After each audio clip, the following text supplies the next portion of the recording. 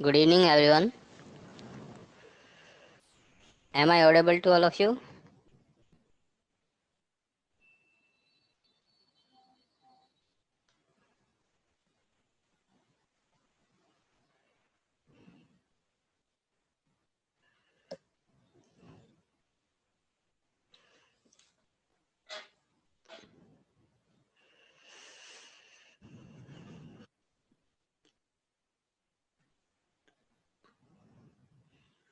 आप सब लोग अभी मोदी जी को सुन रहे होंगे। उन्होंने जनता कर्फ्यू के लिए बोला है संडे के दिन।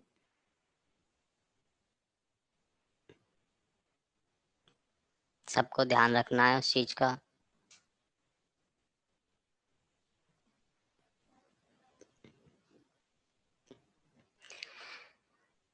कल तक हमने जो भी पढ़ा था उसमें किसी को कोई डाउट, कोई क्वेश्चन?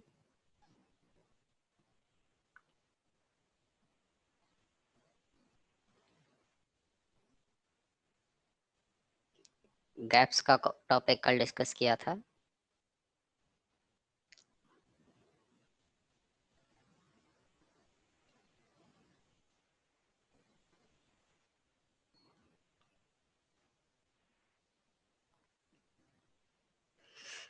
ओके।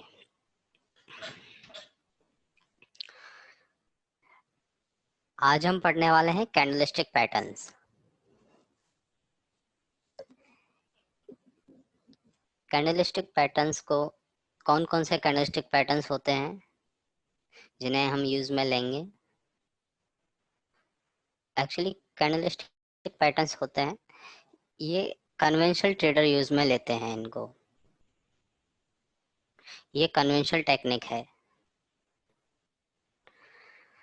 बट हमें इन सारे कैंडलस्टिक पैटर्न जो हम आगे पढ़ने वाले हैं उनको डिमांड सप्लाई के साथ ही ट्रेड करना है।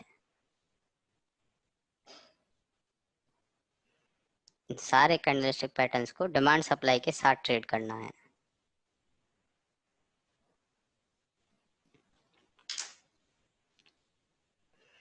ये हमारी ट्रेड की प्रोबेबिलिटी बढ़ाएंगे। कैंडलस्टिक पैटर्न भी एक एक्स्ट्रा और स्कोर की तरह काम करेंगे।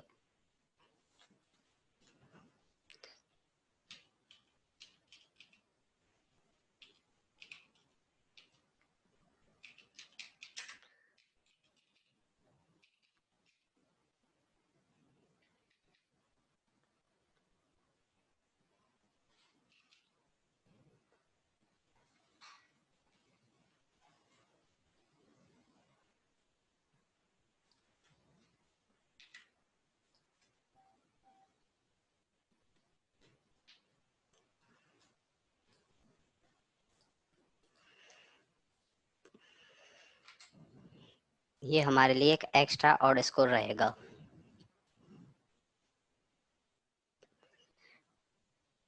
और जो भी कैंडलस्टिक फॉर्मेशन है वो हमें एग्जीक्यूशन टाइम फ्रेम पे ही फाइंड आउट करने हैं। सबसे पहला कैंडलस्टिक जो है वो है बुलिश हरामी। जो लोग पहले टेक्निकल ट्रेडिंग करते थे या फिर काफी सारे लोगों ने यूट्यूब पे सीखा होगा बहुत सारे कन्वेंशनल पैटर्न।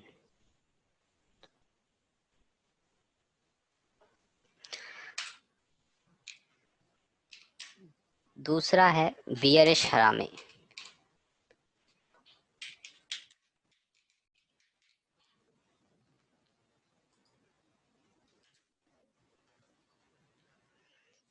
पहला बुलिश हरामी, दूसरा बियरिश हरामी। पहले इन दोनों को डिस्कस करते हैं कि बुलिश हरामी और बियरिश हरामी क्या, कैसे, किस तरह के पैटर्न्स होते हैं।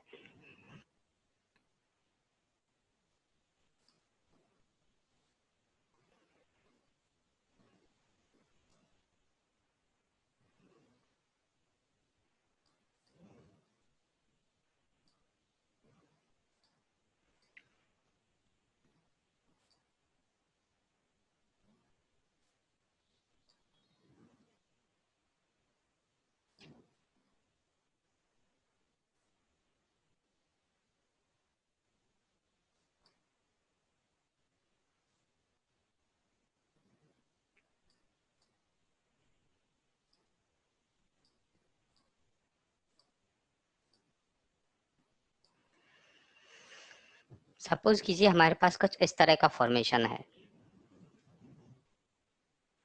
ये फॉर्मेशन है हमारे पास, एक बिग रेड कैंडल के बाद एक ग्रीन कैंडल फॉर्म हुई है। ये दोनों कैंडल एक्साइटिंग होना जरूरी है, ऐसा नहीं कि बेस कैंडल हो, ये दोनों का एक्साइटिंग होना जरूरी है। ये जो फर्स्ट रेड कैंडल है उसके बाद यदि इस तरह की ग्रीन कैंडल बनती है जो कि फर्स्ट कैंडल के रेंज में हो, रेंज इन द सेंस कि इसकी बॉडी के अंदर और विक इसके विक के अंदर, कोई भी पार्ट इसका बाहर नहीं है, कोई भी पार्ट इसका बाहर नहीं है।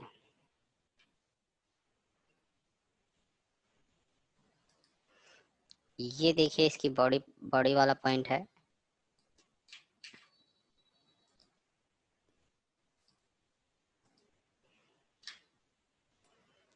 ये इसकी लोअर बॉडी, ये इसकी अपर बॉडी, और ये इसकी लोअर विक, ये इसकी अपर विक फर्स्ट कैंडल की। और ये सेकंड कैंडल की लोअर बॉडी जो कि इसकी रेंज में है, हायर बॉडी वो भी इसकी रेंज में है, एंड हायर विक और लोअर विक, सब कुछ इस प्रीवियस कैंडल की रेंज में है। तो इस तरह का जो फॉर्मेशन होता है वो बुलिश हरामी होता है। इस तरह का फॉर्मेशन बुलिश हरामी होता है।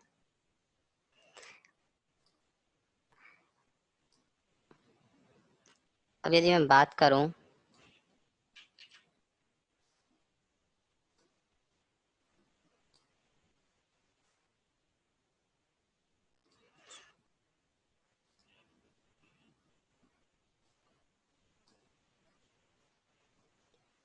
ये बुलिश हरामी का पैटर्न है। अब यदि इस फॉर्मेशन में इस सेकंड कैंडल का जो विक वाला पार्ट है वो कहीं इस कैंडल की रेंज को ब्रेक कर रहा है, ऊपर की तरफ या नीचे की तरफ कहीं भी, इसको यदि ब्रेक कर रहा है तो इसे हम बुलिश हरामी नहीं बोलेंगे, इसे हम बुलिश हरामी नहीं बोलेंगे, ये हमारे लिए वैलिड नहीं है।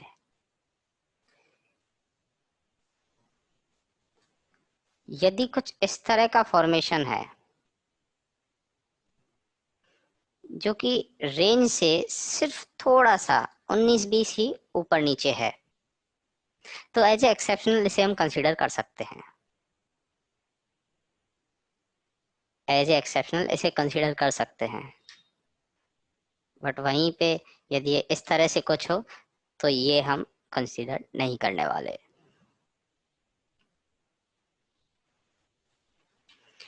जो second candle green candle form हुई है वो कैंडल पूरी तरह से प्रीवियस कैंडल की रेंज में होनी चाहिए, और प्रीवियस कैंडल कौन सी है, रेड, और ये ग्रीन।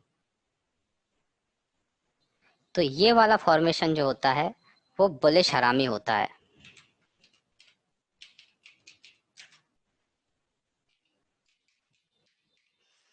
और बुलिश हरामी एक अब मूव को सिग्निफाई करता है।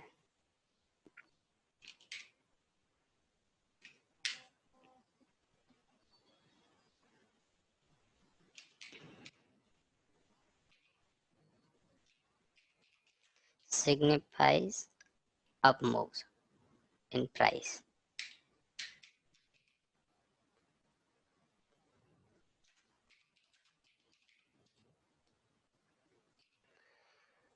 मतलब यदि बुलिश हरामी का पैटर्न है तो एज ए कन्वेंशनल ट्रेडर वो लोग ऐसा मानते हैं कि अब यहाँ से प्राइस ऊपर की तरफ जाने वाली है,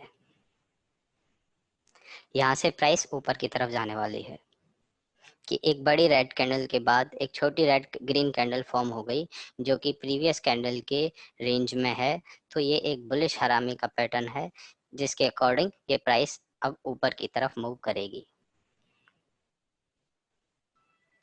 बट सपोज कीजिए कि यहाँ पे इधर यहाँ कोई सप्लाई जोन हो, ऊपर यदि कोई सप्लाई जोन हो, यहाँ पे बुलिश हरामी फॉर्म हो गया और प्राइस जब ऊपर की तरफ जा रही है अकॉर्डिंग टू कन्वेंशनल ट्रेडर और ऊपर यहाँ पे सप्लाई जोन है,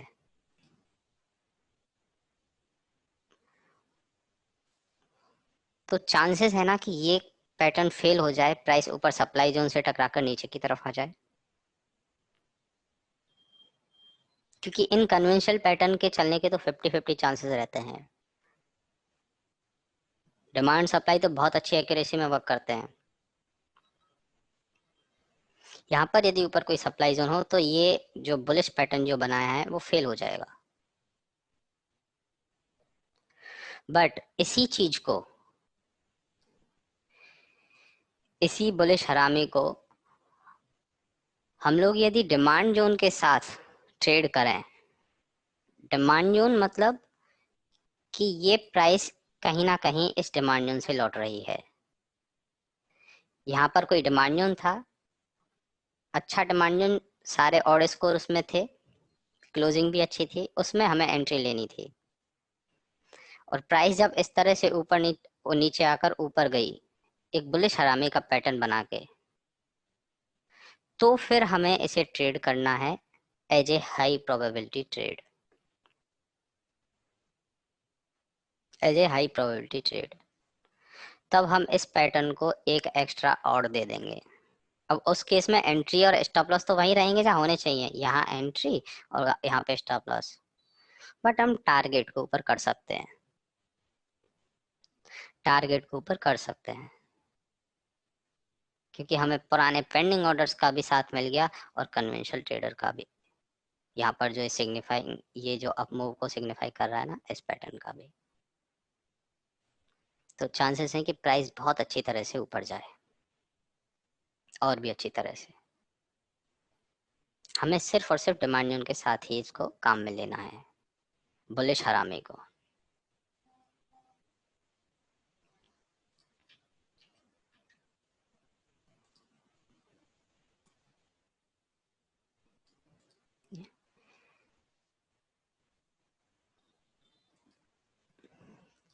डेफिनेशन क्या होगी? First candle should be red and second candle should be green.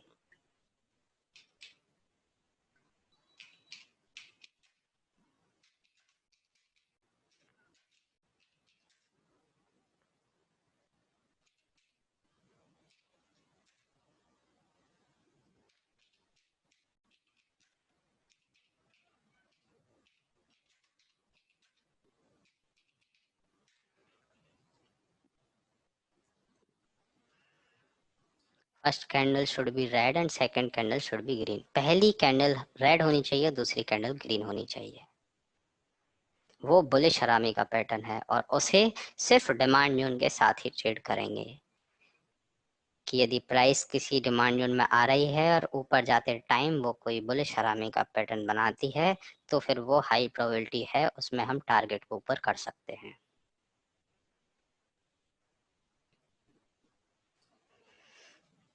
और एक और इम्पोर्टेंट बात, second candle body should be with in the range of first candle.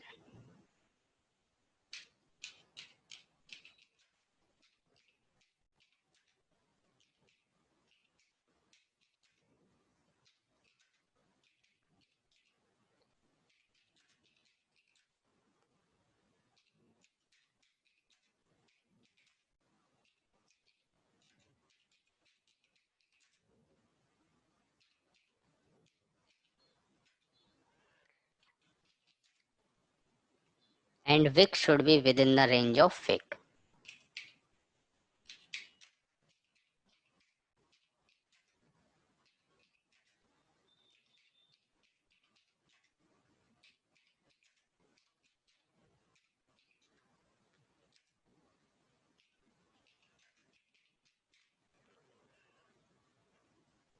Body की रेंज बॉडी के अंदर होनी चाहिए और विक की रेंज विक के अंदर होनी चाहिए। ये पैटर्न है बुलिश हरामी। जो कि अप मूव को सिग्निफाई करता है। दूसरा पैटर्न है बियरिश हरामी। दूसरा जो पैटर्न है ये बियरिश हरामी।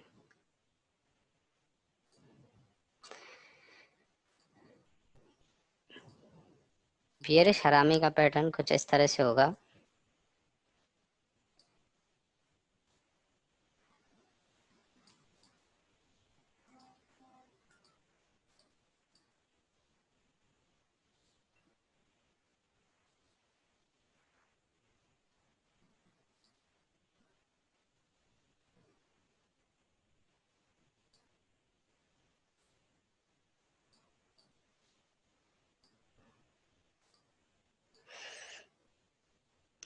कि बिग रेड ग्रीन कैंडल के बाद एक छोटी रेड कैंडल फॉर्म हो जो कि उस पहली वाली कैंडल की रेंज के अंदर हो, बॉडी इसके अंदर और विग भी इसके अंदर। तो ये जो पैटर्न होता है वो होता है बियरिश हरामी।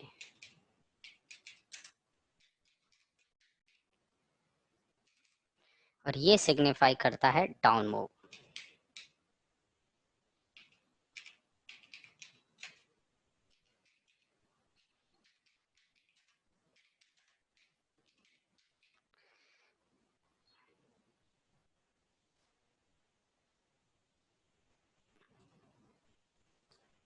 Signified down move in price. जब भी इस तरह का पैटर्न हो तो हमें उसके साथ कैसे डील करना है कि यदि ऐसा कुछ फॉर्मेशन बने बिना डिमांड सप्लाई के तो हमें उसे बिल्कुल इग्नोर करना है। क्यों? क्योंकि कन्वेंशनल के अकॉर्डिंग यहाँ से प्राइस को नीचे आना चाहिए, बट वहां पे यदि यहाँ पर कोई डिमांड जोन हो, सपोज कीजिए इस वाले एरिया में कोई डिमांड जोन है, यहाँ पे नीचे डिमांड जोन है, तो डिमांड जोन इसको, इस कैंडल को, इस सॉरी इस फॉर्मेशन को फेल कर देगा, ये चलेगा ही नहीं, क्योंकि डिमांड जोन सप्लाई जोन ज्यादा स्ट्रांग होते हैं। बट वहीं पे यदि ये किसी सप्लाई जोन से लौट के आ रही है प्राइस, ये प्राइस किसी सप्लाई जोन, यहाँ पर कोई सप्लाई जोन था, सपोज कीजिए यहाँ पर कोई सप्लाई जोन था, अच्छा सप्लाई जोन जहाँ हम ट्रेड करते हैं सारे ऑड स्कोर के साथ, उसमें प्राइस गई और गिरने ऊपर जाने के बाद नीचे की तरफ आते टाइम उसने एक इस तरह का पैटर्न बनाया बियरिश हरामी, जिसकी बॉडी की रेंज बॉडी के अंदर और विक की रेंज विक के अंदर है। जो इसमें बताया था ना कि थोड़ा बहुत ऊपर नीचे इतना 19-20 चलेगा, बट यदि ये यहाँ पर इस तरह से हो तो नहीं चल सकता हो, तो ये हमारा बियरिश हरामी नहीं होगा, तो ये हमारा बियरिश हरामी नहीं होगा।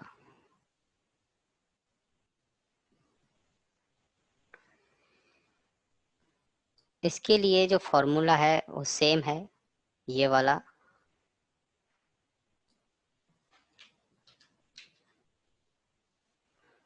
Second candle body should be within the range of first candle body and wick should be within the range of wick. Body के अंदर होना चाहिए, विक के अंदर होना चाहिए, तो ही उसे बियरिश हरामी बोलेंगे। और इसे सप्लाई जोन के साथ ही ट्रेड करना है, इसे सप्लाई जोन के साथ ही ट्रेड करना है।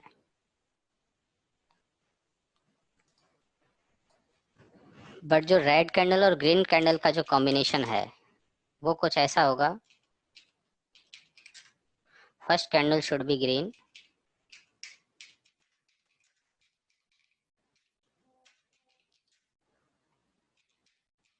and second candle should be red.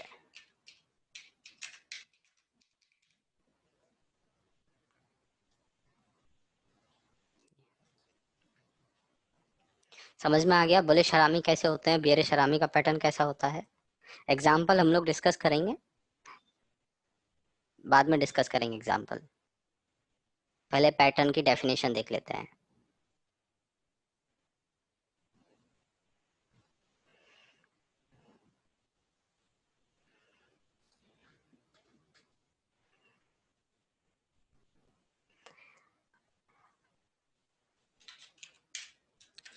अब जो तीसरा हमारे पास पैटर्न है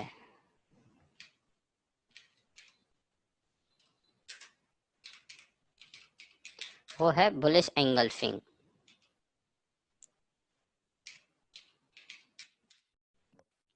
बुलिश एंगल्फिंग। और इसके साथ चौथा है वो है बियरिश एंगल्फिंग।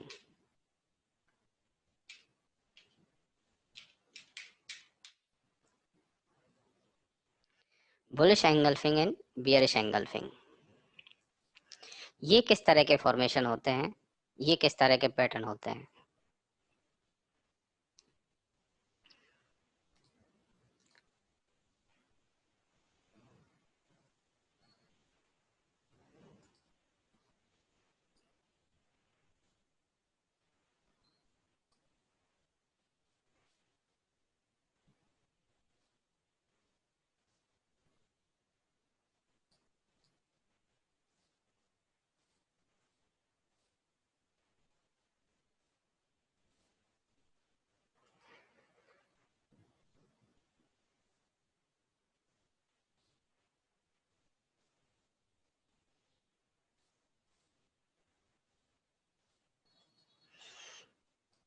हमारे पास यदि इस तरह का कोई पैटर्न है कि एक रेड कैंडल के बाद एक ग्रीन कैंडल फॉर्म हो रही है, अब इस वाले केस में सेकंड कैंडल ने फर्स्ट कैंडल को पूरी तरह से कवर कर रखा है। मतलब जो सेकंड कैंडल की रेंज है वो फर्स्ट कैंडल से ज्यादा बड़ी है। इसने इसके बॉडी पार्ट को भी कवर कर रखा है और विक पार्ट को भी कवर कर रखा है।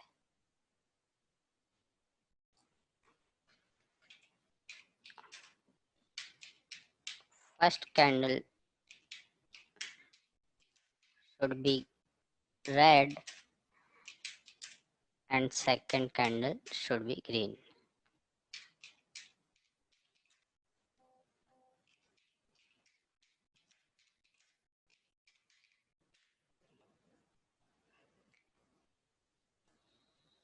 First candle should be red and second candle should be green.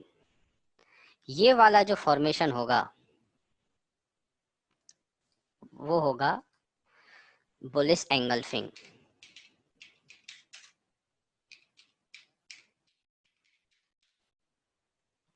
और बुलिश एंगल्फिंग जो होता है वो अप मूव को सिग्निफाई करता है।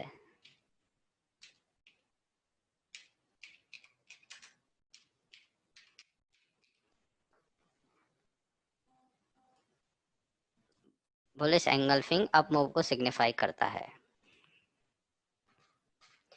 और इसमें जो कैंडल की रेंज रहने वाली है वो होगी second candle body should be completely encompass first candle body.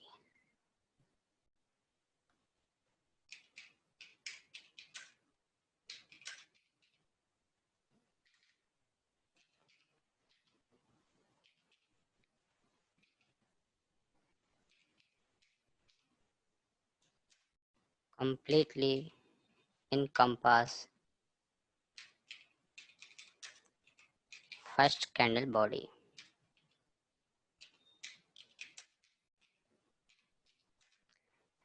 And wick should encompass wick.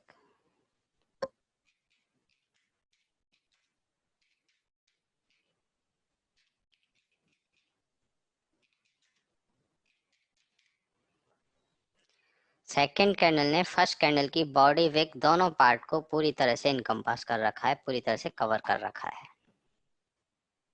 Second candle green है और फर्स्ट कैंडल रेड है, तो ये पैटर्न होगा bullish engulfing. Bullish engulfing pattern है, नाम से पता चल रहा है कि बुलिश मतलब अप मूव को सिग्निफाई करता है, तो इस पैटर्न को भी हम डिमांड जोन के साथ ही ट्रेड करने वाले हैं। इस पैटर्न को डिमांड जोन के साथ ही ट्रेड करने वाले हैं। सपोज कीजिए कि यहाँ पर कोई डिमांड जोन है और प्राइस उस डिमांड जोन में एंट्री दी और उसके बाद उसने इस तरह की फॉर्मेशन बनाई है जो कि प्रीवियस रेड कैंडल को पूरी तरह से कवर कर रही है बॉडी टू विक, जो कि बुलिश एंगल्फिंग होगा। तो फिर वो ट्रेड हमारी हाई प्रोबेबिलिटी होगी, वो ट्रेड हमारी हाई प्रोबेबिलिटी होगी। अब इस केस में हम टारगेट को ऊपर कर सकते हैं और एक एक्स्ट्रा ऑड स्कोर इसे दे सकते हैं, एक एक्स्ट्रा ऑड स्कोर इसे दे सकते हैं। वहीं पे यदि कन्वेंशनल ट्रेडर इसे ट्रेड करते तो ये डायरेक्टली यहाँ पर एंट्री ले लेते जहाँ ये कैंडल का फॉर्मेशन हुआ है, और ऊपर यदि कोई यहाँ पर कोई सप्लाई जोन होता, जो ये एरिया है यहाँ पर यदि कोई सप्लाई जोन होता तो फिर ये ट्रैप होकर नीचे की तरफ आ जाती और ये पैटर्न जो है फेल हो जाता। इस वजह से हमें इसे डिमांड जोन के साथ ही ट्रेड करना है। दूसरा जो फॉर्मेशन रहता है वो होता है bearish engulfing.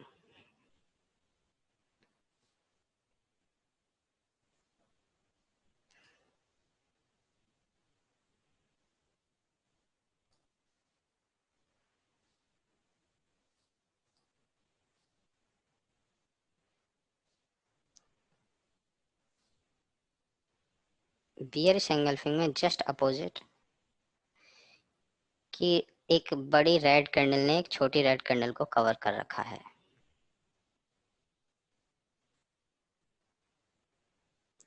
First candle green और सेकंड कैंडल रेड। बाकी रेंज का फॉर्मूला दोनों के लिए सेम है। फर्स्ट कैंडल की बॉडी और फर्स्ट कैंडल की विक इनके रेंज में होनी चाहिए। सेकंड कैंडल इसे पूरी तरह से कवर कर लेनी चाहिए। सेकंड कैंडल ने इसे पूरी तरह से कवर कर रखा है। इस फॉर्मेशन को बोलते हैं बियरिश एंगल्फिंग।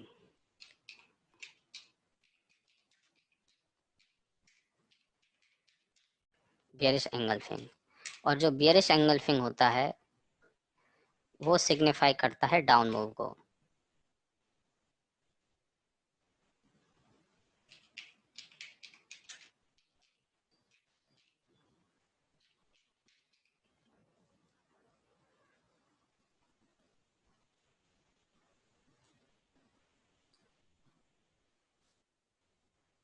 ये सिग्निफाई करता है डाउन मूव को। इसे हम सप्लाई जोन के साथ ही ट्रेड करेंगे। यदि प्राइस सप्लाई जोन में टकराकर नीचे की तरफ आ रही है और वो बियरिश एंगल्फिंग का पैटर्न बनाती है तो हमारे लिए वो एक एक्स्ट्रा ऑड होगा, तो वो हमारे लिए एक्स्ट्रा ऑड होगा।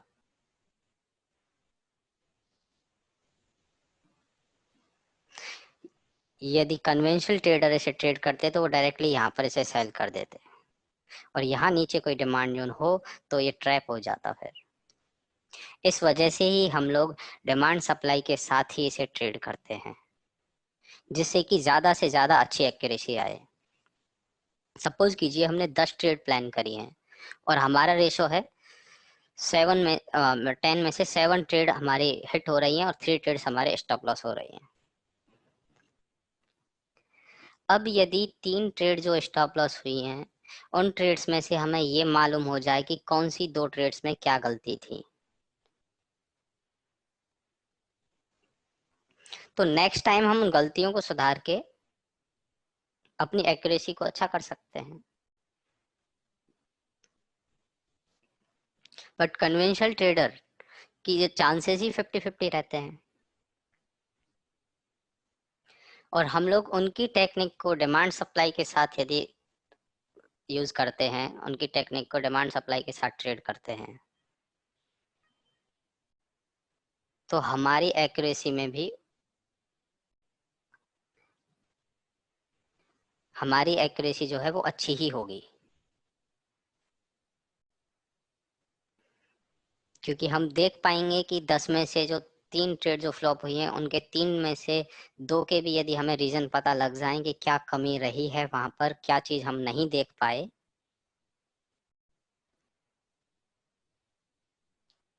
तो वो हमारी एक्यूरेसी के लिए, हमारे ट्रेड सेटअप के लिए, आने वाले हमारे ट्रेडिंग फ्यूचर के लिए, सब चीज के लिए बेटर है। हमें अपनी कमी देखनी है पर्टिकुलर जो ट्रेड फ्लॉप हो रही है उसमें। एक बार ट्रेड सेटअप की उसमें ट्रेड एग्जीक्यूट हो गई, टारगेट स्टॉप लॉस जो भी हुआ, ट्रेड को रिव्यू करना बहुत जरूरी होता है।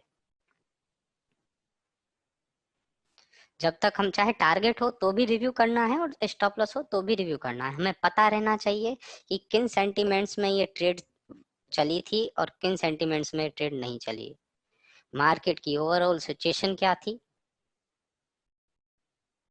और हमने जो ट्रेड सेटअप किया था उसमें क्या कमी रही और क्या हमने अच्छा देखा और क्या हमने उसमें नहीं देख पाए। क्या वो 7 ऑड स्कोर वाली नहीं थी? क्या वो ज्यादा सेलिंग प्रेशर में थी या ज्यादा बाइंग प्रेशर में थी? क्या हमने उसे लोकेशन के साथ कोइंसाइड करके नहीं लिया? बहुत सारे लोग जो होते हैं वो सिर्फ और सिर्फ एजुकेशनल बेस ही ट्रेड प्लान कर रहे हैं और उन्हीं पे एंट्री स्टॉप लॉस कर रहे हैं। बट हमें ध्यान रखना है अभी एज ए बिगनर कि लोकेशन, ट्रेंड और एजुकेशन का जो फॉर्मेशन है उन तीनों को कंबाइन करके ही अभी चलना है।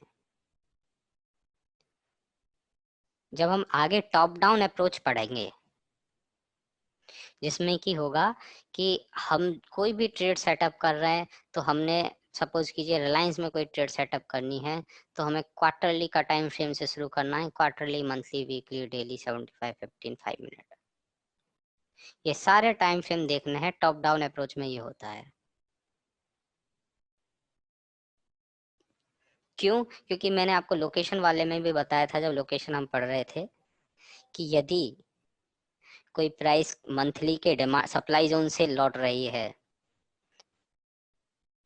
और हमें उसका आइडिया नहीं कि वो मंथली के सप्लाई जोन से लौट रही है, और हम डेली पे डायरेक्टली एग्जीक्यूशन लेते हैं, तो मंथली के सामने डेली का डिमांड, डेली पे डायरेक्ट जो है वो हाई का, सॉरी, बाइंग का एग्जीक्यूशन लेते हैं, डिमांड सप्लाई में ट्रेड कर रहे हैं, डिमांड में ट्रेड कर रहे हैं,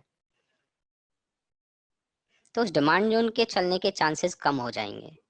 क्यों? क्योंकि वो ऊपर से एक बड़े एरिया के सेलिंग ऑर्डर को लेकर नीचे की तरफ आ रही है। ये हम जब टॉप डाउन अप्रोच में सीखेंगे ना, तो और भी अच्छा इंटरेस्ट आएगा आपको इसको सुनने में, और जब आप इसको अप्लाई करेंगे तो आपकी ट्रेड की एक्यूरेसी बाय डिफॉल्ट बढ़ जानी है। जब आपको पता चल जाएगा, आपने पूरी बिग ट्रेड लिस्ट जो है वो पूरी बिग ट्रेड लिस्ट चेक कर ली कि कौन सा स्टॉक कहाँ ट्रेड कर रहा है, हायर टाइम फ्रेम पे कौन सा स्टॉक कहाँ पे है, आपको सारे स्टॉक का ट्रेंड याद है, तो फिर आप डायरेक्ट एजुकेशनल बेस्ड ट्रेड ले सकते हैं, क्योंकि आपको ट्रेंड का पहले से मालूम है और लोकेशन का मालूम है। बट उसके लिए कम से कम 2-3 महीने तो आपको लगेंगे, 2-3 महीने तो लगेंगे। जितना ज़्यादा प्रैक्टिस करेंगे उतना ही जल्दी ये चीज़ें आएंगी आपके पास।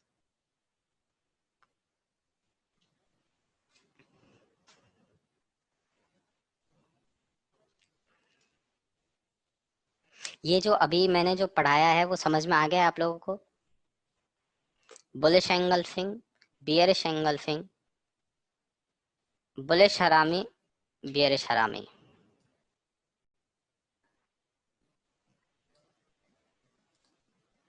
इनको किस तरह से हमें डिमांड सप्लाई के साथ ट्रेड करना है,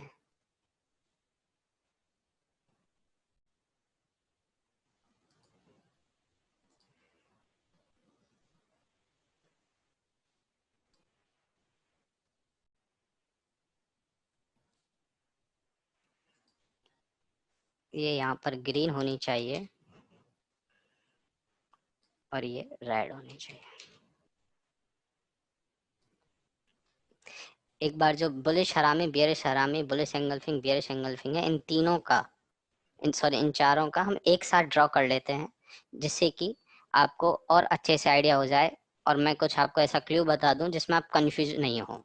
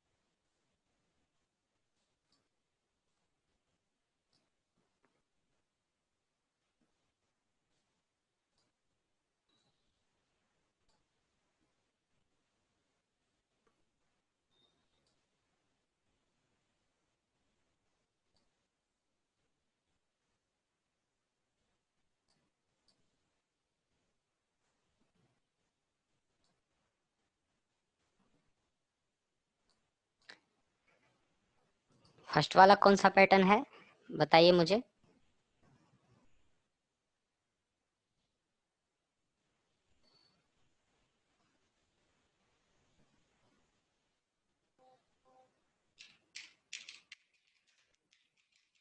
बुलिश हरामी। सेकंड वाला बियरिश हरामी। और ये थर्ड वाला बुलिश एंगल्फिंग।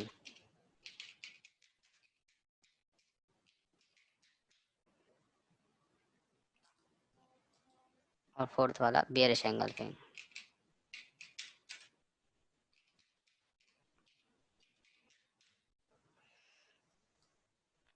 ये चार पैटर्न हैं जिनमें के नाम के आगे बुलिश आ रहा है, जैसे बुलिश हरामी और बुलिश एंगल्फिंग। वो हमें अप मूव सिग्निफाई करते हैं कि यहाँ से प्राइस ऊपर की तरफ जाएगी। और इनको डिमांड जोन के साथ ट्रेड करना होता है, जिनमें बुलिश आ रहा है आगे। और जिनमें बियरिश आ रहा है वो डाउन मूव को सिग्निफाई करते हैं कि यहाँ से प्राइस नीचे की तरफ आएगी। और इनको हम सप्लाई जोन के साथ ट्रेड करते हैं, जिनमें बुलिश है, बुलिश हरामी हो या बुलिश एंगल्फिंग हो, उनको डिमांड जोन के साथ। और बियरिश हरामी और बियरिश एंगल्फिंग हो, इन दोनों में बियरिश आ रहा है तो इसे सप्लाई जोन के साथ ट्रेड कर रहा है। हरामी में फर्स्ट कैंडल बिग रहेगी और सेकंड कैंडल स्मॉल रहेगी, चाहे वो रेड है चाहे ग्रीन है। अब एक और चीज इसमें देखिए कि बुलिश में जो सेकंड कैंडल है वो ग्रीन है, चाहे वो बुलिश हरामी है चाहे वो बुलिश एंगल्फिंग है। और बियरिश में जो सेकंड कैंडल है वो रेड है, चाहे बियरिश हरामी है चाहे बियरिश एंगल्फिंग है।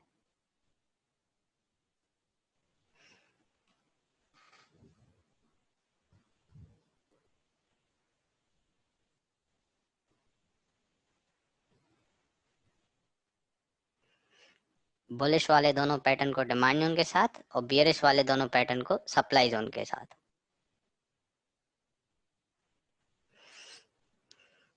बुलिश एंगल्फिंग और बियरिश एंगल्फिंग में सेकंड वाली कैंडल जो होती है, जो भी एंगल्फिंग वाला पैटर्न होता है उसमें सेकंड कैंडल बिग होती है, जो कि फर्स्ट कैंडल को पूरी तरह से कवर करती है। यहाँ पर देखिए इस सेकंड कैंडल ने इस फर्स्ट कैंडल को पूरी तरह से कवर कर रखा है। और हरामी पैटर्न में सेकंड कैंडल छोटी होती है, फर्स्ट कैंडल बिग होती है, और सेकंड कैंडल इस फर्स्ट कैंडल की रेंज में होती है।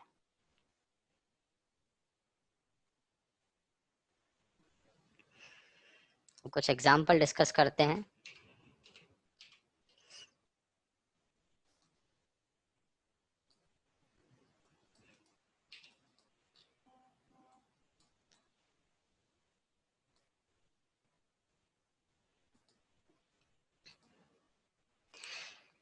ये वाला जो पैटर्न है वो कौन सा पैटर्न है?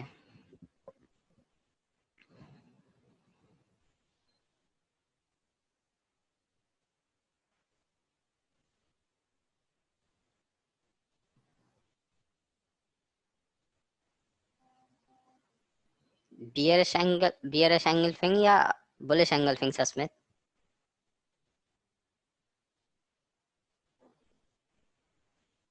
Bearish engulfing.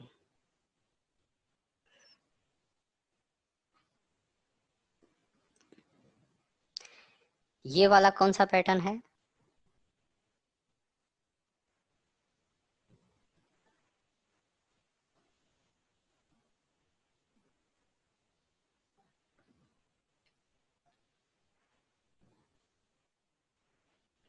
नो पैटर्न, क्योंकि इसने इसकी रेंज को तोड़ रखा है, ब्रेक कर रखा है, ये इनवैलिड है, ये कोई भी पैटर्न नहीं है।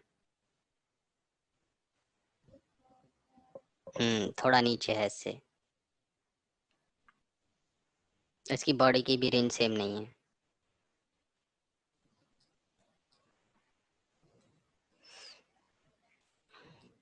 ये कौन सा पैटर्न है?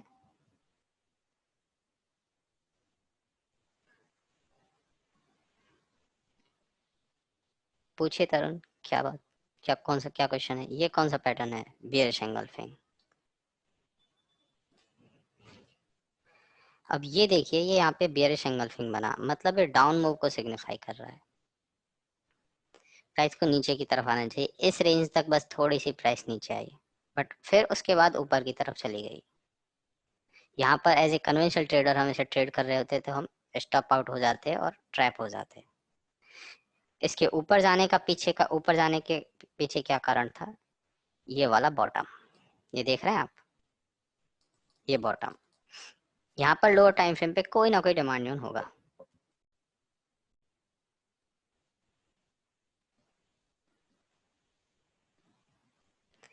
यहाँ पे लोअर टाइम फ्रेम पे कोई ना कोई डिमांड जोन होगा, और उसने ऊपर इसके जोन के ऊपर भी क्लोजिंग दी है, उसने कुछ अचीव भी किया है। अब एक नया पैटर्न सुनिए आप, मैं आता हूं आप लोगों के क्वेश्चन पे।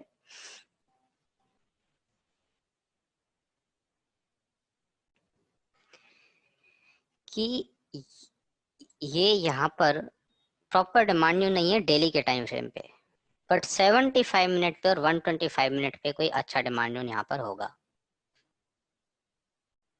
75 मिनट और 125 मिनट पे यहाँ पर कोई अच्छा डिमांड जोन होगा, और उस 75 मिनट और 125 मिनट जो भी है, उस डिमांड जोन ने एक अच्छी मूव दी है और एक डेली के सप्लाई जोन को ब्रेक किया है, उसके ऊपर क्लोजिंग भी दी है। डेली के सप्लाई जोन को ब्रेक किया है, मतलब लोअर टाइम फ्रेम के डिमांड जोन ने एक हायर टाइम फ्रेम के डिमांड जोन को ब्रेक किया है, तो वो वाला डिमांड जोन बहुत ज्यादा स्ट्रांग होगा, बहुत ज्यादा स्ट्रांग। जब भी कोई छोटे टाइम फ्रेम का जोन बड़े टाइम फ्रेम के जोन को ब्रेक कर दे, तो वो बहुत अच्छा जोन होगा। 90% एक्यूरेसी आती है इनसे। इवन बहुत ज्यादा सेलिंग या बाइंग प्रेशर में ही ये फ्लॉप होते, नहीं तो फ्लॉप नहीं होते। प्राइस 2 बार चली है, एक बार यहाँ से, दूसरी बार यहाँ से, 2 बार चली है। एक बार यहाँ से, सॉरी, ये यहाँ से, और दोबारा फिर इसी जोन की रेंज से।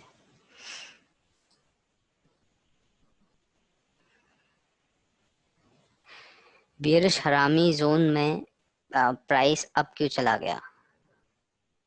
क्योंकि वहां पे कहीं ना कहीं डिमांड जोन होगा सर, और डिमांड जोन नहीं भी है।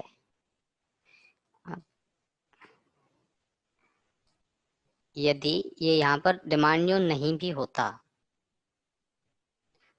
डिमांड जोन नहीं भी होता, तो ये तो सिर्फ एक दिन की सेलिंग से ही फॉर्मेशन बन सकता है। यहाँ पर इंस्टीट्यूशन ने एक दिन सेलिंग कर दी, कोई बल्क डील हो गई, तो यहाँ पर ये प्राइस में डाउनफॉल आ गया। Can third candle for second pattern together, किसकी बात कर रहे हैं कपिल आप?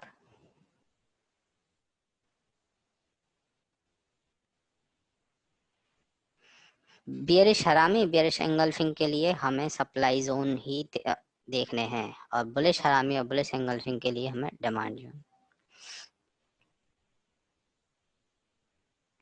ये देखिए, ये रैली बेस्ड ड्रॉप, ये एक बार टेस्टेड जोन था, उसके बाद इसमें प्राइस आई और नीचे जाते टाइम इसने बियरिश हरामी पैटर्न बनाया था, और खूब अच्छी तरह से नीचे की तरफ आई थी। क्यों? क्योंकि ये प्राइस ने यहाँ पर एक अच्छा हाई बनाकर वापस नीचे की तरफ रिवर्स किया था, और ये छोटा सा पैटर्न भी चल गया। और भी यहाँ पे कोई कारण रहा होगा, हायर टाइम फ्रेम का सप्लाई जोन रहा होगा, क्योंकि जैसा कि मैं पीछे की तरफ देख रहा हूँ, यहाँ डेली पर इतना अच्छा डाउनफॉल, ये कोई लेग इन बनी होगी, ये बेस, और फिर ये कोई लेग आउट, तो यहाँ पर कोई ना कोई अच्छा सप्लाई जोन होगा।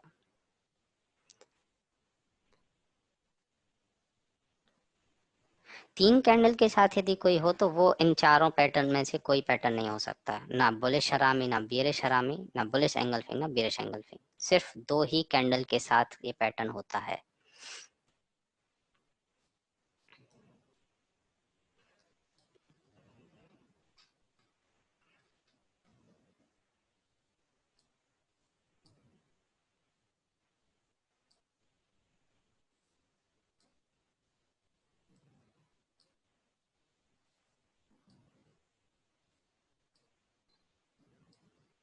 और यदि दोनों सेम कलर की कैंडल हो ना, कि रेड के बाद ग्रीन बन रही, ग्रीन के बाद रेड बन रही है, सॉरी रेड के बाद रेड बन रही है, ग्रीन के बाद ग्रीन बन रही है, तो भी वो कोई पैटर्न नहीं होता है। ये कौन सा पैटर्न है? ये वाली कैंडल और ये वाली कैंडल, ये दोनों।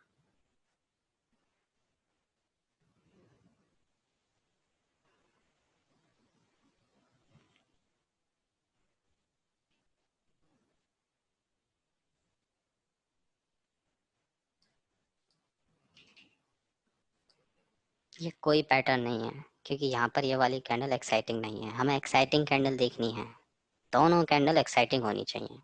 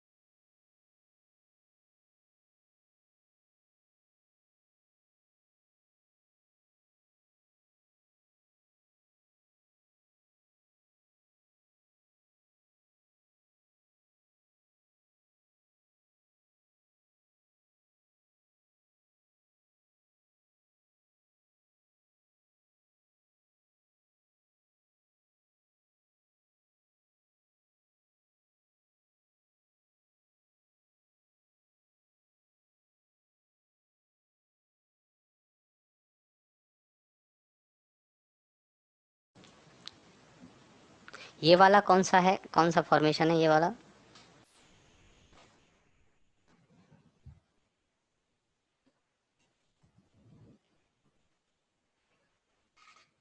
बुलिश।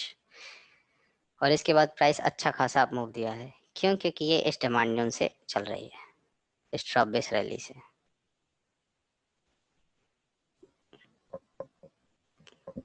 इस ड्रॉप बेस रैली में एंट्री दी और फिर ये ऊपर की तरफ गई।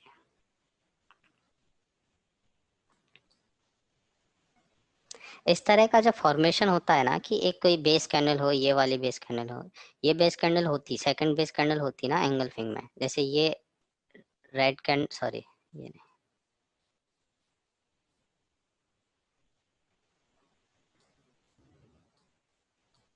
अभी हम लोग इसकी बात कर रहे थे। ये जो रेड कैंडल है उसके बाद ग्रीन कैंडल है।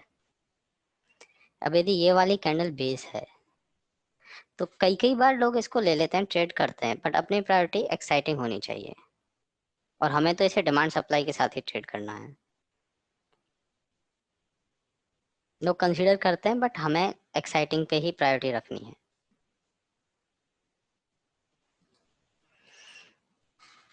चलो ये सबको क्लियर हो गया। Bullish engulfing, bearish engulfing, bullish हरामी, बियरिश हरामी, किस तरह से हमें यूज करना है इनको।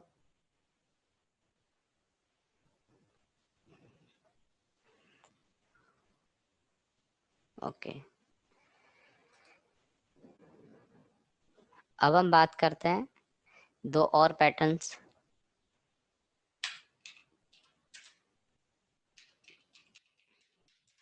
Morning star and evening star.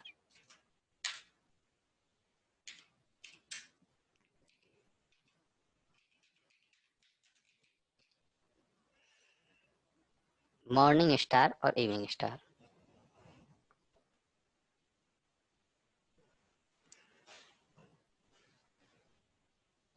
इनके फॉर्मेशन कैसे होते हैं? ये काफी रिलायबल पैटर्न है। ये जो दो पैटर्न है वो काफी रिलायबल पैटर्न है, अच्छा वर्क करते हैं।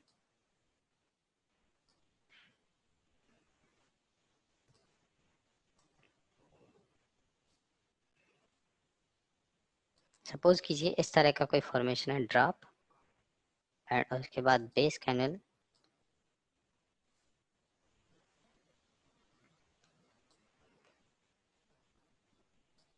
बेस कैंडल एक या दो हो सकती हैं, तीन भी हो सकती हैं।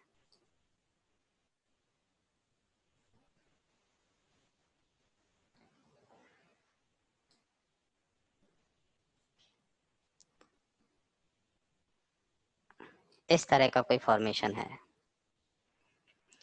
ये जो सेकंड कैंडल ग्रीन फॉर्म हो रही है, एक रेड कैंडल, उसके बाद एक बेस कैंडल, और उसके बाद जो तीसरी कैंडल फॉर्म हुई है वो ग्रीन कैंडल।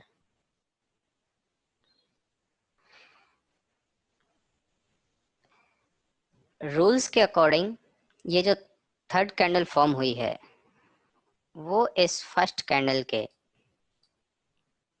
ये जो फर्स्ट कैंडल है उसके मिडिल पार्ट के ऊपर क्लोजिंग देनी चाहिए अकॉर्डिंग टू रूल। तो ही इसे मॉर्निंग स्टार बोल सकते हैं। जो ये third candle green candle form हुई है वो कैंडल फर्स्ट कैंडल के हाफ पार्ट से ऊपर क्लोजिंग देनी चाहिए।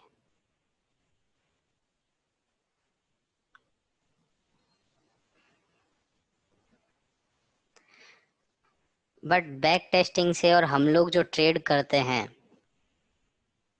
हम लोग जिस हिसाब से ट्रेड करते हैं तो उसमें बेटर ये रहता है कि ये वाली जो थर्ड कैंडल जो फॉर्म हो रही है ना,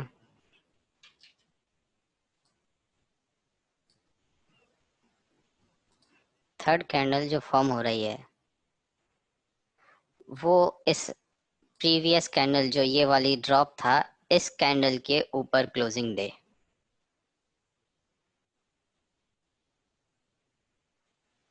इस कैंडल के ऊपर क्लोजिंग दे।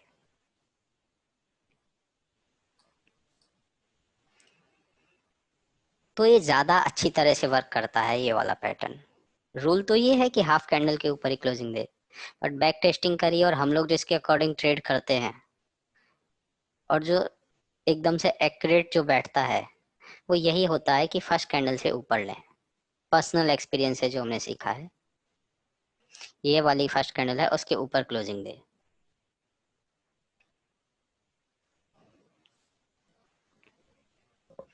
बट इस तरह का फॉर्मेशन जब बने वो किसी डिमांड न्यून से ही बनना चाहिए। ऐसा नहीं कि ऐसा फॉर्मेशन बना तो हमने यहाँ पे बाई कर लिया, फिर वही सेम सीन हो जाएगा। यदि यहाँ पर कोई सप्लाई जोन है तो प्राइस वापस से ऊपर की तरफ नीचे की तरफ आ जाएगी। बट हमने यहाँ पर किसी डिमांड जोन में ट्रेड किया है कि सपोज कीजिए यहाँ पर कोई डिमांड जोन होता और प्राइस ऊपर से नीचे की तरफ आई और ये मॉर्निंग स्टार का फॉर्मेशन बनाया, तो हमारी एंट्री तो वही रहने वाली है, एंट्री स्टॉप लॉस दोनों वही रहने वाले हैं। हमें बस टारगेट पे वर्क करना है, टारगेट हमें अच्छा करना है 3:1 4:1।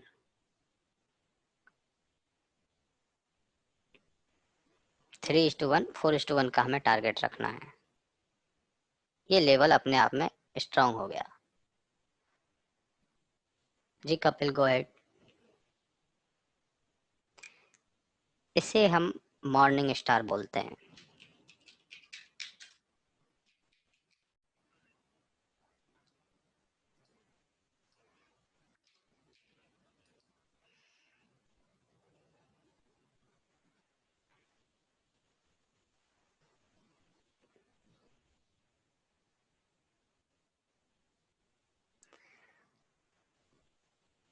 वो एक अलग चीज थी जो हमने पढ़ी थी, नॉन ऑथेंटिक और ऑथेंटिक जोन।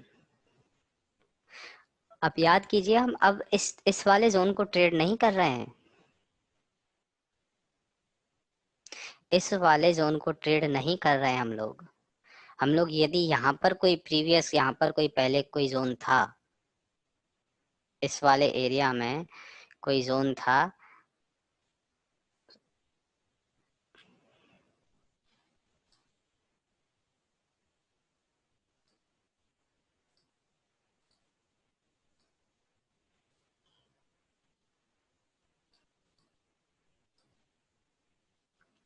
कोई इस तरह का ड्रॉप बेस रैली का पैटर्न, उसमें प्राइस आई और उसमें प्राइस ऊपर जाते टाइम इस तरह का यदि फॉर्मेशन बना रही है जिसे मॉर्निंग स्टार बोलते हैं, तो हमें इसे टारगेट अच्छा रखना है। हमें इससे कोई मतलब नहीं कि हमें यहाँ पर ट्रेड लेनी है या नॉन ऑथेंटिक है।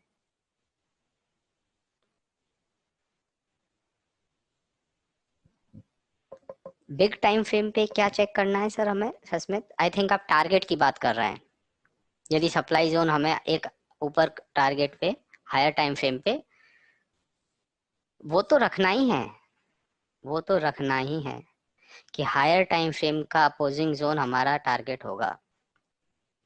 बट यदि इस तरह का कोई फॉर्मेशन बन रहा है और हमारे पास एक एक्स्ट्रा ऑड हो गया और एक एक्स्ट्रा ऑड स्कोर हमारे पास जुड़ गया, तो फिर ऊपर वाला जो अपोजिंग सप्लाई जोन है वो भी बहुत अच्छा होना चाहिए। ऊपर वाला सप्लाई जोन भी अच्छा होना चाहिए। ऐसा नहीं कि नॉर्मल से पैटर्न पे हमने उसको टारगेट को ले लिया, नहीं।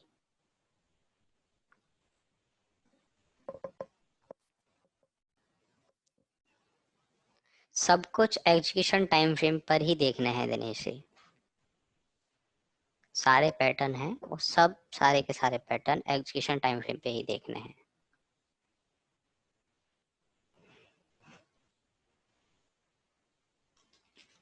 और एग्जीक्यूशन टाइम फ्रेम पे मिलते हैं तो हमें एंट्री स्टॉप लॉस के साथ कोई छेड़खानी नहीं करनी है कि ये फॉर्मेशन तो बाद में बना है, फिर हम एंट्री यहाँ लें क्या? नहीं, ऐसा कुछ भी नहीं है। हमें एंट्री जहाँ थी वहीं लेनी है, स्टॉप लॉस जहाँ था वहीं लेना है, टारगेट बस अपना ऊपर रखना है।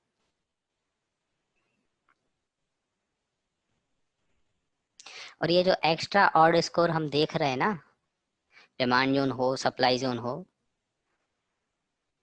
जितने भी हमने पैटर्न पढ़े हैं, जितने भी गैप्स पढ़े थे, वो एक्स्ट्रा स्कोर ही हमारी ट्रेड की प्रोबेबिलिटी को और ट्रेड के रिवॉर्ड रेशियो को अच्छा बनाएंगे। जो हम 4:1 5:1 की ट्रेड जो प्लान करेंगे ना, वो इसी तरह के फॉर्मेशन के आधार पे होगी।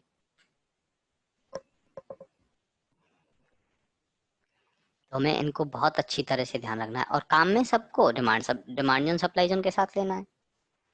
इंडिविजुअल काम में नहीं लेना, इंडिविजुअल यूज नहीं करना है इनको, इंडिविजुअल ट्रेड नहीं करनी है कि कोई भी कन्वेंशनल पैटर्न बना, कहीं कोई गैप बन गया, कहीं कोई क्रॉस ओवर हो गया तो हमें उसको ट्रेड कर लेना है। नहीं, जब तक वो डिमांड जोन सप्लाई जोन के साथ नहीं कर रहा है तब तक हमें उसे नहीं करना है ट्रेड। ये मॉर्निंग स्टार है और इसको मॉर्निंग स्टार को हम डिमांड जोन के साथ ट्रेड करते हैं। अब दूसरा जो पैटर्न है वो है evening star.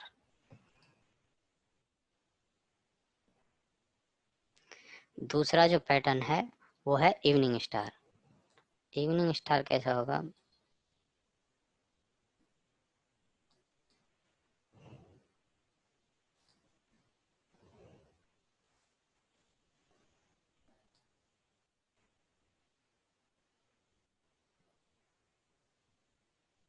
Drop, sorry rally, base और कुछ इस तरह का ड्रॉप हो। वही रूल सेम है कि 50% बॉडी को, सॉरी 50% कैंडल के पार्ट को ये बॉडी नीचे की तरफ क्लोज कर दे। बट अच्छे रिजल्ट कब मिलेंगे? जब इसकी बॉडी इस वाली रेंज को, जो फर्स्ट कैंडल की रेंज है, उसके नीचे क्लोजिंग दे दे, तब हमें अच्छे रिजल्ट्स मिलते हैं।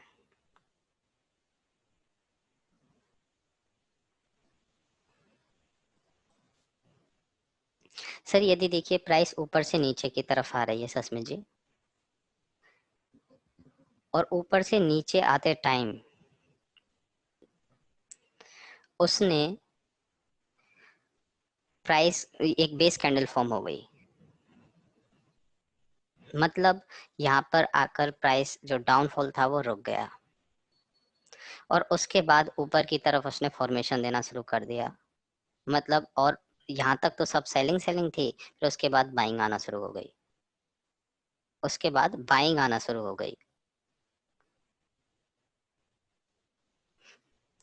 इसके अकॉर्डिंग कन्वेंशनल मानते हैं कि यहाँ पर और अच्छी बाइंग आएगी और ये प्राइस और ऊपर की तरफ जाएगी, अकॉर्डिंग टू कन्वेंशनल, कि अचानक से सेलिंग जो आ रही थी वो रुकने के बाद एक ग्रीन मूव आ गई। बट हमें इसके ऊपर डिपेंड नहीं रहना है, हमें इसे डिमांड जोन के साथ ही ट्रेड करना है।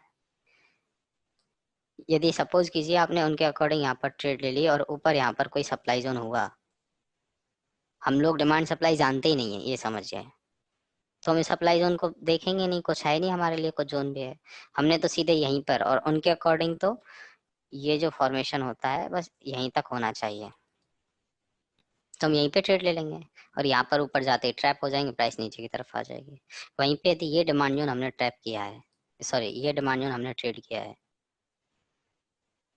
तो यहाँ पर ऑलरेडी इतने सारे पेंडिंग ऑर्डर हैं। हमने अच्छा जो है जोन फाइंड आउट किया है, सारे ऑर्डर स्कोर हैं उसमें, हायर टाइम फ्रेम से कोइंसाइड कर रहा है, जो भी पैरामीटर हम देखते हैं वो सब कुछ इसमें है। तो फिर और फिर उसके बाद इस तरह का फॉर्मेशन बन जाए, जो हमने कंफर्मेशन में पढ़ा था ना, वही सेम सीन ऑलमोस्ट। मतलब उसके मान सकते हैं कि एक तरह से कंफर्मेशन दे दी इसने। किस चीज की कंफर्मेशन दी है? उसमें तो demand zone supply zone break होने के बाद कंफर्मेशन थी, इसमें कंफर्मेशन है अच्छे बाइंग की और अच्छे सेलिंग की। इसमें पेंडिंग ऑर्डर ज्यादा थे, अच्छे थे।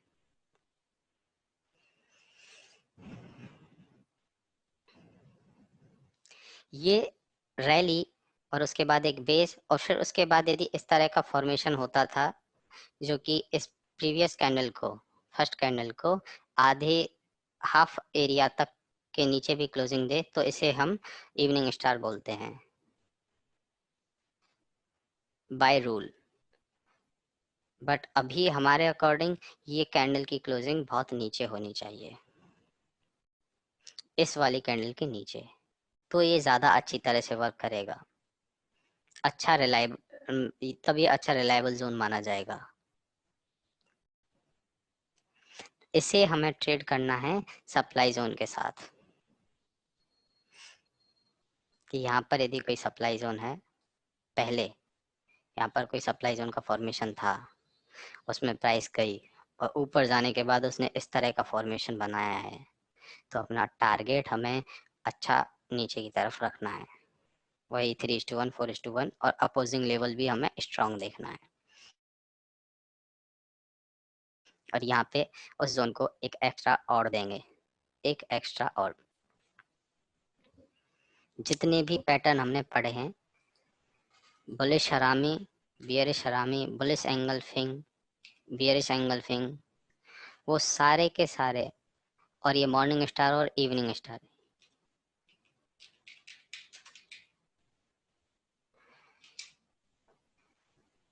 वो सारे के सारे एक एक्स्ट्रा ऑड की तरह काम करेंगे।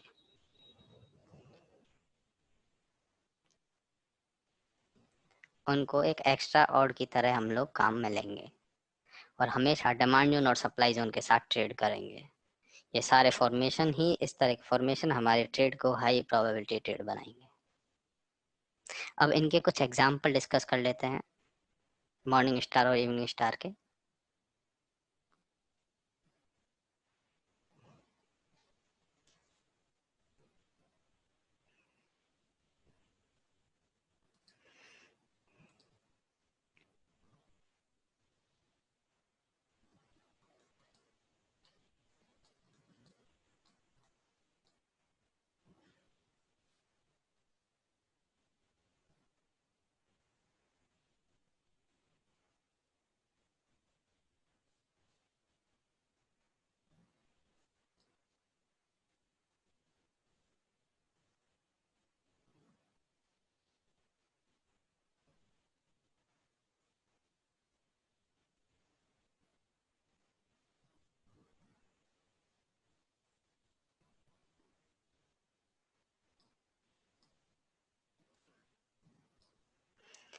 ये देखिए, ये एक इवनिंग स्टार का पैटर्न है,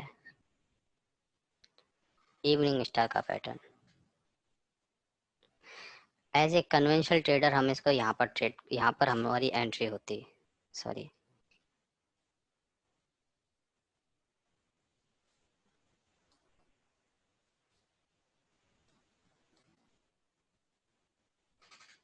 ये जो पॉइंट है ये हमारा एंट्री पॉइंट होता। बट हम यदि डिमांड जोन सप्लाई जोन के साथ ट्रेड कर रहे होते, तो देखिए ये ड्रॉप बेस ड्रॉप का फॉर्मेशन है, हमारी एंट्री यहीं इसी पॉइंट पे हम लोग एंट्री ले चुके होते। और उस एंट्री के बाद एक इवनिंग स्टार फॉर्म हुआ है, उस एंट्री के बाद एक इवनिंग स्टार फॉर्म हुआ है। और उसके बाद देखिए कंटिन्यूसली किस हिसाब से प्राइस नीचे की तरफ आई है, कितना अच्छा टारगेट उसने दिया है। एक हम एंट्री यहाँ लें और एक हम एंट्री यहाँ लें,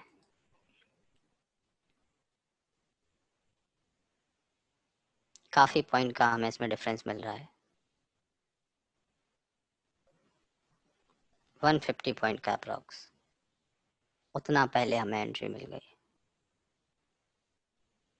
इस वजह से इन्हें सिर्फ डिमांड जोन और सप्लाई जोन के साथ ही ट्रेड किया जाता है।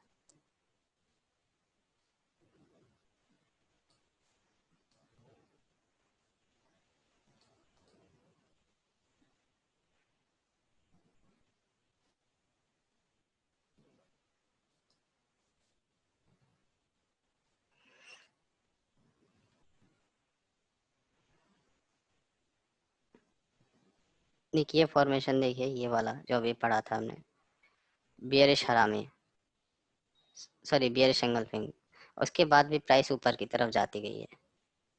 और इसमें सारे के सारे डिमांड जोन, एक ये डिमांड जोन, ये एक मॉर्निंग स्टार बन गया हमारे लिए, ये वाला। उसके बाद फिर इसमें प्राइस आई, आने के बाद ऊपर गई, फिर ये एक नया डिमांड जोन फॉर्म हुआ, इसमें प्राइस आई और आने के बाद ऊपर गई, ये सप्लाई जोन ब्रेक कर दिया, फिर ये एक और हाई प्रोबेबिलिटी हो गया, फिर प्राइस आई और आने के बाद फिर ऊपर, फिर एक डिमांड जोन बन गया, फिर उसने और अच्छी तरह से ऊपर, लगातार back to back demand zone बनते गए और बैक टू बैक ये रेस्पेक्ट होते गए, ये डिमांड जोन फॉर्म होते गए और हर डिमांड जोन इसमें रेस्पेक्ट होता गया। कहाँ तक? इस पॉइंट तक, ये सप्लाई जोन एरिया तक जब तक नहीं पहुंचा। और उसके बाद भी प्राइस आई, फिर उसके बाद फिर ये जोन भी चल गया क्योंकि ये गैप के साथ भी था। ये फ्लॉप हो गया क्योंकि यहाँ पर किसी ना किसी सप्लाई जोन से आ रही थी, ये नहीं चला, प्राइस को रोका था बट चला नहीं।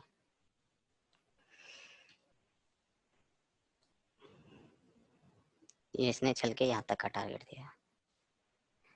एक तो इसमें यहाँ पर मॉर्निंग स्टार बनने का कारण था कि मॉर्निंग स्टार फॉर्म हुआ था, और दूसरी बात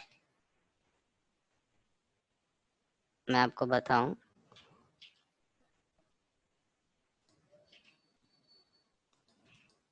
कि ये एक क्वार्टरली का जोन भी था। क्वार्टरली के जोन में प्राइस आई, ऊपर की तरफ गई, यहाँ पे इसने कंफर्मेशन भी दिया था, यहाँ पे सारी चीजें मिक्स हो गई हैं, कंफर्मेशन भी हो गया है, हायर टाइम फ्रेम से जोन टकरा भी गया है, और मॉर्निंग स्टार भी बन रहा है, और हर डिमांड में रेस्पेक्ट हो रहा है। मैंने कल बताया था, यदि कोई भी प्राइस किसी हायर टाइम फ्रेम के डिमांड जोन में यदि टकरा गई और वहां से रिवर्स हो गई ऊपर की तरफ और उसने कंफर्मेशन दे दिया, उसके बाद उसमें सारे छोटे छोटे टाइम फ्रेम के सारे डिमांड जोन एक्टिव हो जाएंगे और वो चलेंगे। क्यों? क्योंकि ये वाली जो रेंज थी, क्वार्टरली वाली रेंज, ये एक बहुत बड़े टाइम फ्रेम की थी, कितने मंथ की और कितने वीक की और कितने डेज की इसमें कैंडल का कितनी बाइंग सेलिंग होगी, उसी वजह से इतना अच्छा फॉर्मेशन ये बना था। तो इतने सारे पेंडिंग ऑर्डर पिक करके यदि प्राइस ऊपर की तरफ जा रही है, तो जो छोटे छोटे डिमांड जोन होते हैं उनको भी उस ट्रेंड का और उस प्राइस का सहारा मिल जाता है और फिर वो सारे के सारे वर्क करते हैं,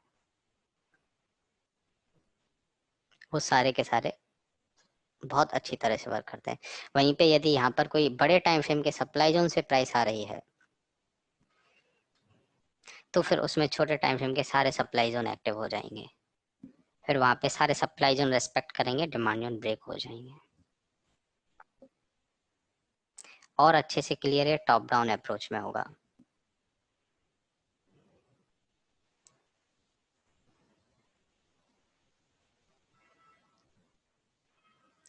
आप लोग इसी अकॉर्डिंग इन सब चीज को आराम से रिकॉर्डिंग देखें, रिकॉर्डिंग देखने के बाद इनको अप्लाई करें, बैक टेस्टिंग करें। जब टॉप डाउन अप्रोच होगा तो आपको बैक टेस्टिंग का भी मालूम हो जाएगा कि बैक टेस्टिंग कैसे होती है।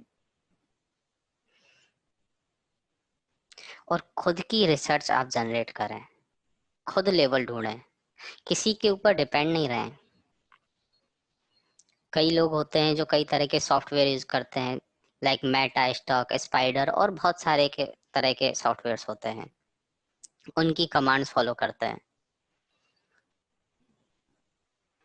बट वो कमांड भी किसी ना किसी आदमी के थ्रू सॉफ्टवेयर को दी गई है ना, कि यदि इस तरह का पैटर्न बने तो हमें अलर्ट आना चाहिए, प्राइस इतना परसेंट गिर जाए तो हमें अलर्ट आना चाहिए, प्राइस इतना परसेंट ऊपर चली जाए तो हमें आना चाहिए। हम उसकी रिसर्च के ऊपर डिपेंड होकर क्यों ट्रेडिंग करें? क्या हम उससे अच्छी रिसर्च नहीं कर सकते क्या? जो सॉफ्टवेयर जो कमांड दे रहा है वो किसी ना किसी आदमी की रिसर्च ही है, और यदि हम उससे बेटर रिसर्च कर सकते हैं, टाइम लगेगा, ऐसा नहीं कि एक दिन दो दिन में आ जाए, टाइम लगेगा, बट वो बहुत आसानी से हम लोग इसको कर सकते हैं। सेल्फ डिपेंड होके एकदम से ट्रेडिंग करनी है, सेल्फ डिपेंड होके रिसर्च करनी है, ना किसी टीवी पे ध्यान देना है, ना किसी न्यूज़ पे ध्यान देना है। अभी की मार्केट की सिचुएशन थोड़ी सी अलग है, बट ये मार्केट बहुत कुछ सिखा के जाएगा, बहुत कुछ। और हम लोग ट्रेड नहीं कर रहे हैं, ना ही रिकमेंड कर रहे हैं, आप लोगों को यदि मना कर रहे हैं ट्रेड ना करने के लिए, तो पैसा जो बच रहा है समझिए वो बन ही रहा है आपका। ये टाइम है वेट एंड वॉच का ट्रेडिंग के लिए, और इन्वेस्टमेंट के लिए अच्छा मौका है। जो भी शेयर आप, यदि नए हैं पुराने हैं, शेयर का प्राइस तो हर कोई एक जैसा देख सकता है ना चार्ट में, कि कब कौन सा शेयर कहाँ पर था, और थोड़ा बहुत फंडामेंटल भी जानते होंगे। बट अब तो आप सब लोग टेक्निकल सीख गए हैं, 3 क्लास सिर्फ हमारी बच रही हैं, डिमांड सप्लाई ऑलमोस्ट बहुत अच्छी तरह से सब लोगों को क्लियर हो गया है। तो अब तो आप लोग इसमें सारे के सारे जो चार्ट हैं, big at least big trade list तो आपको सारी कंप्लीट देखनी ही चाहिए। उसमें ये देखिए क्वार्टरली पे, मंथली पे, हाफ ईयरली पे कौन कौन से स्टॉक डिमांड न्यून में आ रहे हैं, कौन कौन से स्टॉक हायर टाइम फ्रेम के डिमांड न्यूज में आ रहे हैं।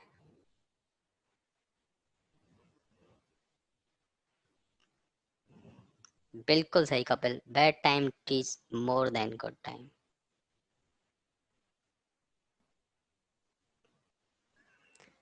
कौन कौन से स्टॉक हायर टाइम फ्रेम के अच्छे डिमांड जोन में आ रहे हैं, और रिवर्सल पैटर्न पे फोकस करना है, कंटिन्यूस पैटर्न पे नहीं, रिवर्सल पैटर्न पे। ये वेदांता का पैटर्न, इसने इसके ऊपर क्लोजिंग दी है, देख रहा है, इसके ऊपर क्लोजिंग दी है, नॉन ऑथेंटिक है, बट स्टॉप लॉस को थोड़ा सा हम लोग नीचे इस लेवल को कंबाइन करके रख सकते हैं। जब हम लेवल ओवर द लेवल और ट्रैप लेवल सीखेंगे ना, तो ये और अच्छे से आपको क्लियर होगा कि हमने यहाँ पर स्टॉप लॉस क्यों रखा है। सेक्टर के साथ सेक्टर आपने पढ़ ही लिया है, सबसे पहले सेक्टर देखो, सेक्टर नोट डाउन करो कि सेक्टर कौन कौन से सेक्टर डिमांड जोन में आए हैं, अच्छे डिमांड जोन में आए हैं।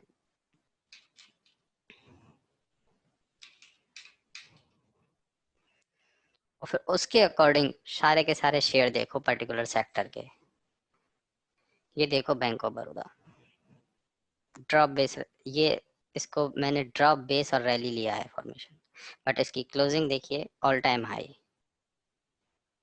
क्लोजिंग बहुत इंपॉर्टेंट है, ये नहीं नॉर्मल सा हमने लेवल कोई भी ट्रेड कर लिया, नहीं, क्लोजिंग वाले लेवल देखने हैं। और कुछ सेलेक्टेड 8-10 स्क्रिप्ट ऐसी आप फाइंड आउट कर लीजिए जिनमें आप इन्वेस्टमेंट कर सको, रिवर्सल पैटर्न और क्वार्टरली, हाफ ईयरली और मंथली, इस तरह के जोन, और बिग ट्रेड लिस्ट में ही देखना है। बिग ट्रेड लिस्ट में उनमें अपना पैसा डालिए डिवाइड करके सेक्टर के अकॉर्डिंग, हर सेक्टर का एक एक दो दो शेयर परचेज करके, ऐसा नहीं सारा पैसा एक दो शेयर में लगा दिया और या फिर एक ही सेक्टर में लगा दिया, नहीं, हर सेक्टर का एक एक दो दो शेयर होना चाहिए हमारे पास। ये सही टाइम है इन्वेस्टमेंट का।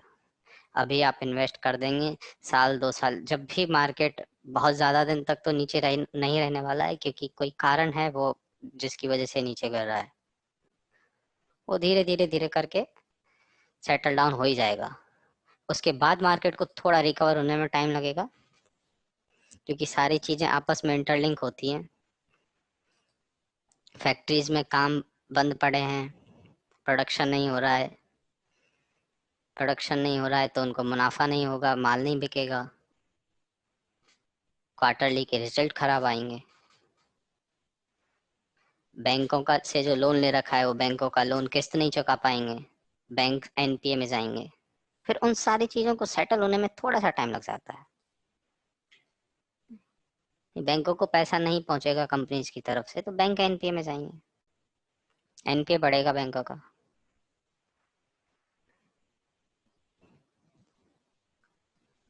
सेटल होगा और बहुत अच्छी तरह से ऊपर जाएगा। इन्वेस्टमेंट कीजिए अच्छे अच्छे शेयर्स में। निफ्टी का आप लोगों को याद हो, ये लेवल डिस्कस किया था कि एक ये ड्रॉप बेस रैली वाला लेवल है, उसके बाद एक ये ट्रैप लेवल है, और एक थर्ड लेवल ये है। यदि ये नहीं चला सेलिंग प्रेशर की, ये जो कैंडल देख रहे हैं देखिए, एक सिंगल वन कैंडल ने इतने 3 साल का जो फॉर्मेशन था उसको खत्म कर दिया। ये नहीं चला, और ये वाला जो लेवल था मैंने इस तरह से कुछ मार्क किया था कि ये लेवल मैं देख रहा हूँ जहाँ से निफ्टी रिवर्स होगी। आप लोगों को याद हो, ये लेवल जो है 1200 पॉइंट की रेंज है टोटल इनकी। ये डिमांड जोन इसने ब्रीच कर दिया, क्योंकि सब लोग इसी डिमांड जोन का वेट कर रहे थे। एक साइकोलॉजिकल लेवल भी होता है, 8,000, 9,000, 8,500, 9,500, इस तरह के साइकोलॉजिकल लेवल भी होते हैं। ये डिमांड जोन इसने ब्रीच कर दिया, और ये वाला जो डिमांड जोन था इसमें प्राइस आई, और आने के बाद इतने बहुत अच्छा अप मूव दिया था, यहाँ तक का इसने हाई लगाया था। इस कैंडल का लो और हाई देखें तो लो था 7,832 और हाई था 8,575। अप्रॉक्स 700 प्लस पॉइंट का इसने अप मूव दिया था। काफी सारे स्टूडेंट ने फ्यूचर लिया था। ऑप्शंस तो अभी एक्सपेंसिव हो रखे हैं, ऑप्शन बाइंग में तो ज़्यादा ट्रेड नहीं करी। जो लोग ऑप्शन जानते हैं, ऑप्शन की क्लास जिनकी कंप्लीट हो चुकी है, उन्हें पता है कि अभी वॉलेटिलिटी बहुत ज़्यादा ऊपर है, निफ्टी, बैंक निफ्टी, सारे शेयर्स की। और जब वॉलेटिलिटी ऊपर होती है तो फिर ऑप्शन बाइंग नहीं करनी चाहिए, ऑप्शन सेलिंग पे फोकस करना चाहिए। तो यहाँ पे फ्यूचर्स में बहुत सारे लोगों ने ट्रेड ली थी और अच्छा पैसा बनाया था। ये वॉलेटिलिटी वाला गेम आप जब ऑप्शन की ट्रेड, ऑप्शन की क्लास लेंगे ना, तब आपको समझ में आएगा कब हमें ऑप्शन बायर होना चाहिए, कब हमें सेलर होना चाहिए। ये आपने निफ्टी का चार्ट देख लिया। अब मैं निफ्टी बैंक से इसको एक चीज, नई चीज आपको सिखाता हूँ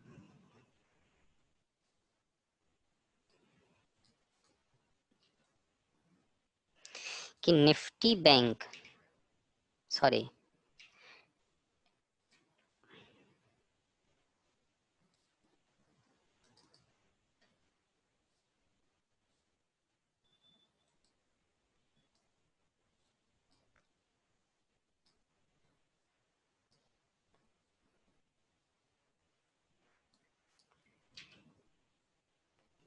ये निफ्टी का चार्ट है,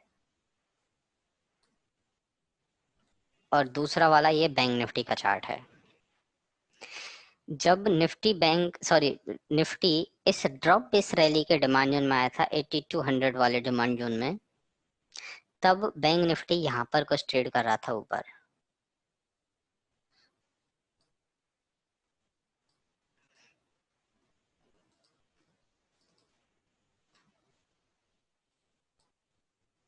ये अभी हो नहीं रहा है, 1 मिनट रुकिए।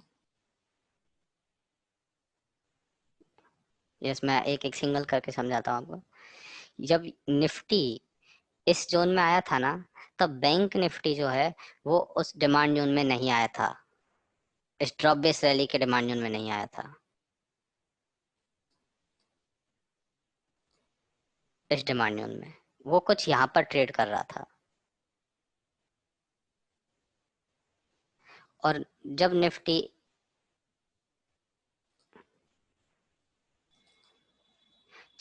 इस वाले ट्रैप लेवल में आ गया, उसी टाइम पे, सेम टाइम पे निफ्टी बैंक इस वाले ड्रॉप बेस रैली के डिमांड में आ गया था।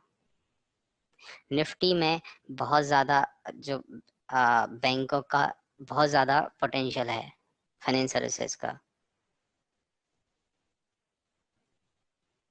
सेक्टर एनालिसिस आप जब आपने पढ़ा होगा तो देखा होगा, निफ्टी फाइनेंस सर्विसेज का सबसे ज्यादा वेटेज है। जब निफ्टी बैंक इसमें आ गया तो फिर निफ्टी का ट्रैप वाला लेवल उसने ऊपर की तरफ बाउंस बैक कर दिया। इस तरह की चीज आपको मार्केट में चार्ट में ऑब्जर्व करनी पड़ेंगी कि कैसे एक दूसरे ये सारी की सारी चीजें आपस में रिलेट करती हैं। और ये इस तरह के ऑब्जर्वेशन का बहुत सही टाइम है, बहुत सही टाइम। चार्ट को पढ़ना सीखिए कि चार्ट क्या कह रहा है।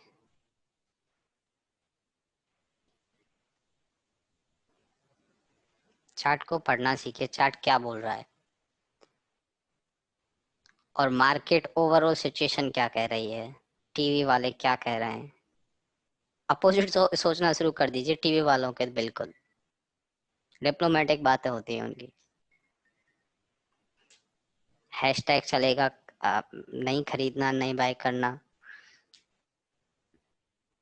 और जो वहां पर बोलने के लिए आते हैं उनसे जबरदस्ती बाइंग सेलिंग की कॉल दिलवाते हैं।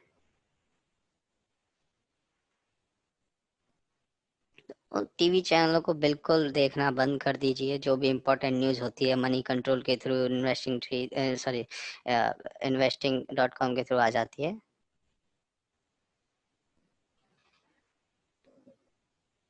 अपनी बस स्टडी पे ध्यान दीजिए, जितना हो सके चार्ट में ध्यान लगाइए और चार्ट को पढ़ने का कोशिश कीजिए कि चार्ट किस हिसाब से रिएक्ट कर रहे हैं, कैसे फॉर्मेशन किस तरह के मार्केट में चलते हैं। इसमें जो भी पढ़ाया है उसमें किसी को कोई भी डाउट, कोई क्वेश्चन? जितने भी कैंडलस्टिक पैटर्न पढ़े हैं उनमें किसी को कोई भी डाउट?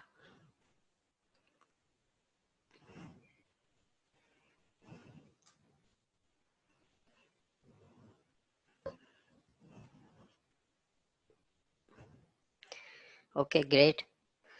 सब लोग प्रैक्टिस करना, रिकॉर्डिंग देखना और अपना ध्यान रखना।